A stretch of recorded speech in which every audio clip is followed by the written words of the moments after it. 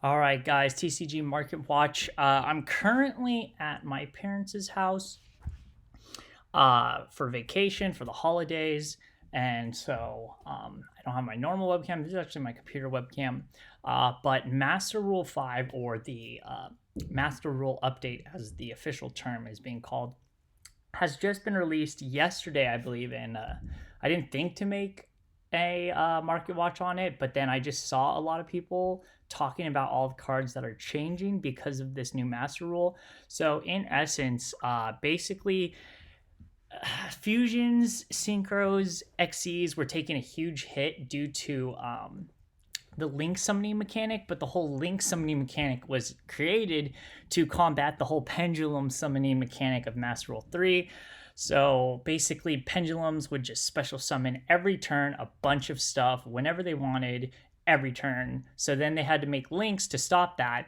But then synchros, the other three extra deck monsters, they suffered. And now they're doing it so that just pendulum summons are going to be affected by this update in Master Rule to basically level it off. The funny thing is, pendulum summoning, or pendulums, I guess you could say, aren't even like really been a meta deck under the new Master Rule. So I thought everything was fine. I would honestly, like, this is a great addition. It's going to be like fusion. They're basically going back to fusions, XCs, and synchros to really boost them. But I'd rather have that new red card that everybody really wanted, and a new summoning mechanic. That would be really cool, honestly. There's also a new thing called Rush Duels, but realistically, I don't know if there's a lot of information on that. And I do believe that that's separate from everything else, or the main TCG dueling. There is one little small change, which is you can still special summon things like Nirvana High Paladin, which is a Synchro Pendulum, to the main monster zone, but while it's face down. But once it's face up, if you want to pendulum summon something like that, it has to be to a Master Rule 4, like, issue. Master Rule for zone. So let's talk about it. Behemoth Shark, I noticed this from my friend Martin. He noticed that Behemoth Shark was bought out. It currently, there's only 3 near mint first deads on the market for $30, and it's pretty simple. Yeah, basically you just, this is really good. This is just super generic, and then you get a totally awesome off of it. So this card is going to definitely be buffed. I wouldn't buy this card at this price. Obviously, it's super inflated right now. There's also a gold version of it, which also has been bought out previously, 156. You can get one for 450.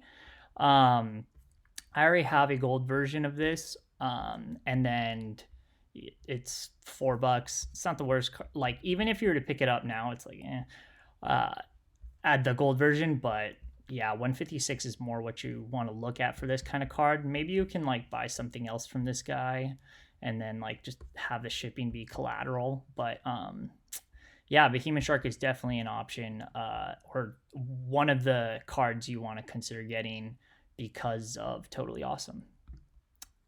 I noticed Cyberstein. Nobody has really talked about Cyberstein. Cyberstein, special summon for 5k of your life points.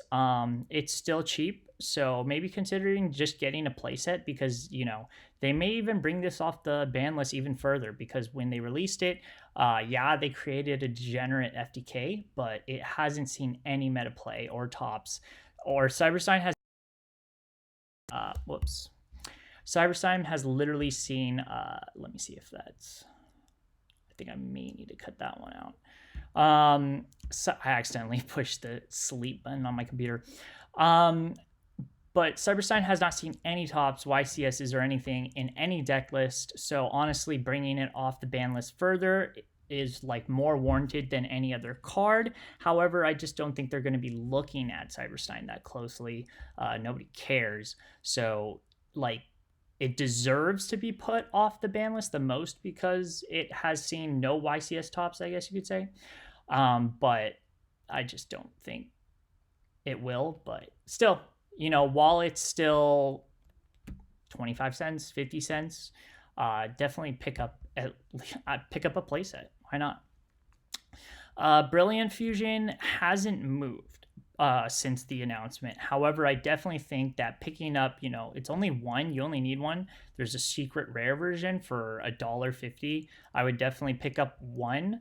And yeah, it's good. Pick up your Brilliant Fusion engine. Invocation is definitely a archetype that's going to be buffed by the new Master Rule update. I think that you should. It hasn't changed. If you were already thinking about playing the Invoked engine, it's pretty good, and I think it's getting an update, or it's going to be buffed with the new Master Rule update. So definitely pick up playset. They're still very cheap ever since the introduction of the Shadows in Valhalla set, so definitely consider that. Instant Fusion has been being bought out. It's in the mid process of being bought out, and why I say that is you can see the market price being at $70. It's now at 72 or 73. Market price of 8, and yeah, it's about the same. This actually is not that bad of a pickup. Ultra rare. 760 is now $10, so that's been bought out. Instant Fusion here, market price of $7. This has not been bought out. So basically all the higher rarities have been bought out, and everything else, this actually has moved up $1, and then this has not moved. So realistically, if we look at the high rarity Instant Fusions, which is like, I don't understand why people would be buying high rarity Instant Fusions with the ban list, people considering Instant Fusion for ban. I don't think that it's going to be banned, but the fact that it is, why would you be buying the highest rarity that's a lot of risk. But definitely consider this, picking up a playset.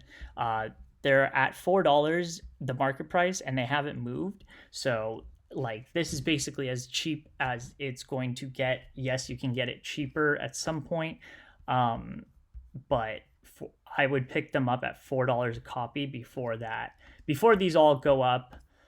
Inevitably, I mean, Instant Fusion would just be so broken for the new archetype, and they've reprinted it so much recently that they may just stop reprinting it.